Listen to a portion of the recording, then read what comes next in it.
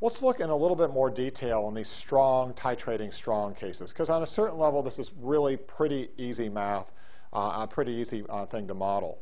The thing we have to appreciate, of course, is that the particular neutralization reaction I'm working with is this one here. There's only one of them.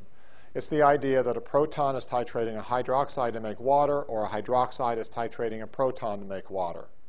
So in this case here, I have hydroxide being titrated with protons running through water.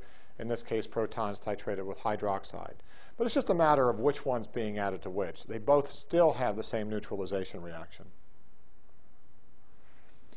Well, what would we predict about the pH of this system over time? Well, one of the things that we would predict would be that initially up here, the only thing that's in solution is going to be a beaker filled with hydroxides. Because after neutralization with the protons, I've got hydroxides and waters, nothing else in there. Which means that up here, the pH is simply equal to the amount of the strong base that's present.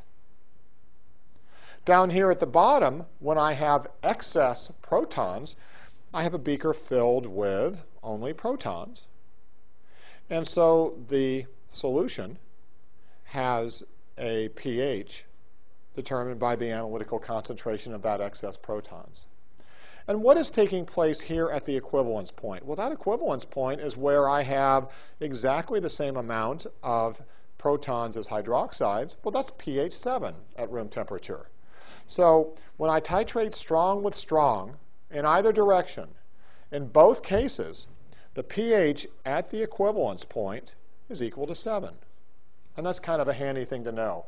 Titrating strong with strong at the equivalence point, the pH is 7 because the only thing in solution is water. Otherwise, I'm doing a calculation